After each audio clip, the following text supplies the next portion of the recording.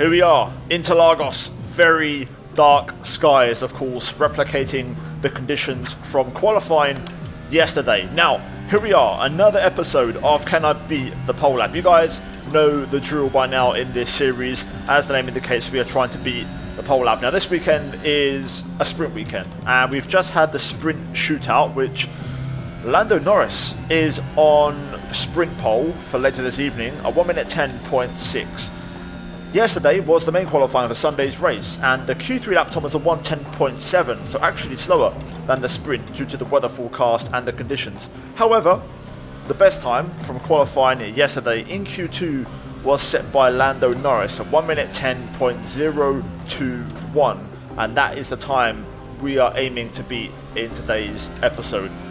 Here we go then, Interlagos, a track that I enjoy quite a bit, simple to drive and to the point, so we're going to get amongst it and give it a shot. So, tyres, a little bit cold, completely default setup right now as we look to build up our pace, but let's see what we can do on our first time lap. So DRS wide open as we head down to turn 1. You want to brake just after the 50. On the brakes, keep it nice and tight to then open up turn 2. Easy on track limits there through turn 3 as we open it up on the exit, as we open DRS as well. Racing down to turn 4. Try and brake at the 50 if you can. A little bit wide of the apex there, but we'll use all the runoff curb, keeping it within track limits. Small little adjustment on the brake bias just to help keep the front end from locking. Into turn 6 and 7. A little bit of understeer there as we now feed it into 8. Try to stay tight as this is where the mechanical grip is and where you need that downforce. Back end slipping away through 9 as we drop into 10. Take a bit of a wide entry to make sure the exit is on point, and that's going to give us some good speed down the hill into 12. Brake for the final corner, well, you have to brake for anyway, and then make your way up the hill as you prepare to close out the lap. Wait for the DRS just over the top of the crest. There we go, and now keep it tight for the shortest run to the line, and it's going to be a 1 minute 10.9. So a very, very quick banker, to be fair. Obviously, we don't know what the best lap time. I reckon we probably would have gotten to the 9s in Q3 had it been normal conditions, but only 8 tenths off, so we can definitely beat this. Now then, things are going to get serious. Soft tyres on our car. This is the softest compound available, so the C4 tyres. Same engine mode as last time, which is also pretty damn high already, so we've also reduced the fuel as always. I've put a bit more wing on the car and a small brake bias adjustment, so we're going to see if that helps. Also, I've reduced the tyre pressures to have a bit more tyre temps. Here we go. Turn 1. Braking is after the 50. Could have maybe pushed that a bit more, to be fair.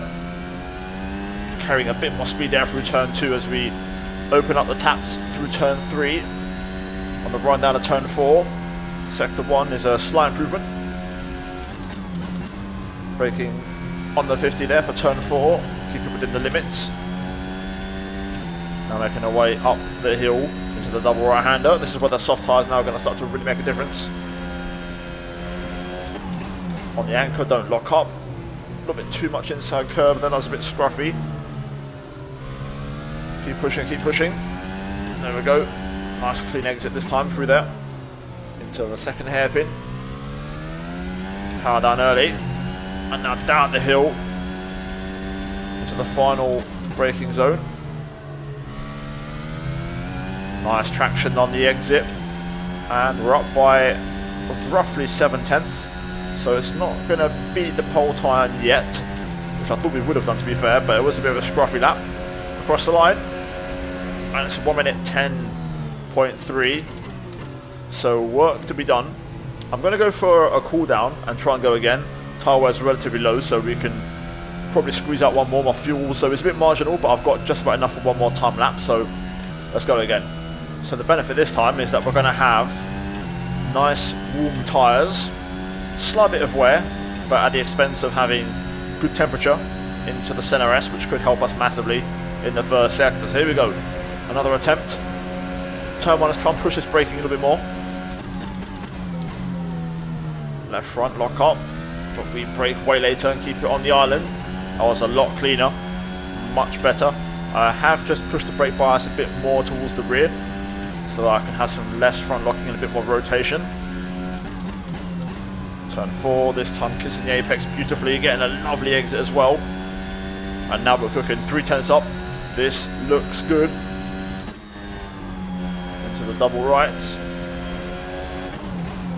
Avoid the inside curb. Try to stay tight, don't run too wide.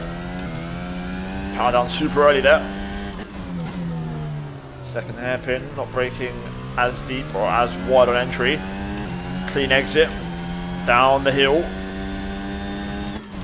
Braking even later for the final corner, keeping it in 4th this time, see if that makes a difference. To be fair, I didn't really gain anything in that second half of the lap, but the damage was done in the first part, and this is going to be good enough already to beat Lando's Q2 lap time, which was 1:10.021, and we drop into the 9s, 1:09.7, and there we go. Got a little bit more time to find in terms of setup. That was a very clean lap, very happy with that one to be fair, but I reckon we can do a little bit better, so I'm going to make some more adjustments. I reckon I can drop this into the low 9s if I make some tweaks, and if they work as I hope, that should give us the lap time. And for anyone that says, why not do an F123, F123 you're doing 107s, so bear that in mind.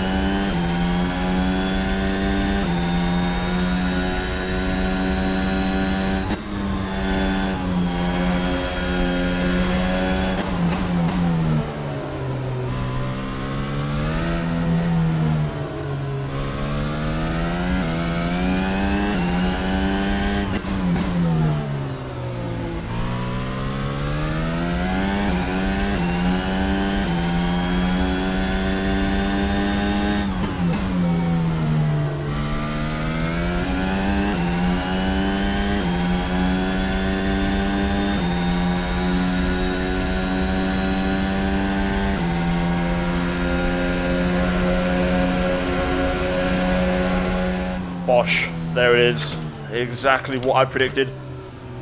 Very nice lap, very clean lap, car working very, very good around here. Mod track combo plus the setup on point, and sometimes you have it where things just click perfectly. Unlike, for example, in Kota, a couple episodes ago we didn't quite find the pace on the time. This time we got it right on the money.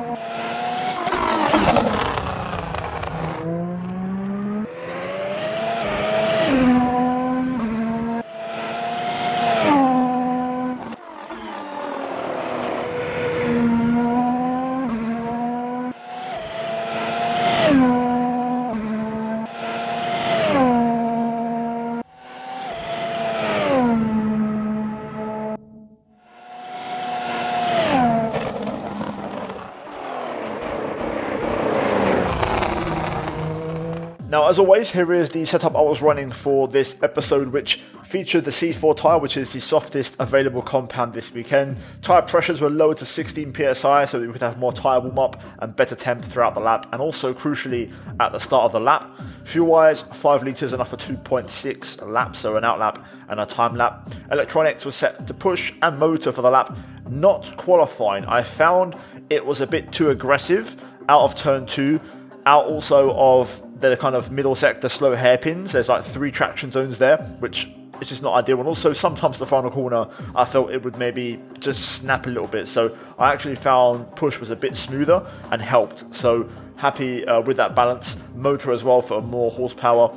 Aero, pretty high, 7.7. I went pretty damn high on the wing because this track needs it, especially in the middle sector. And then the brakes, 52. That was a pretty good balance from front to rear. And then the rest is completely default, guys. No changes whatsoever.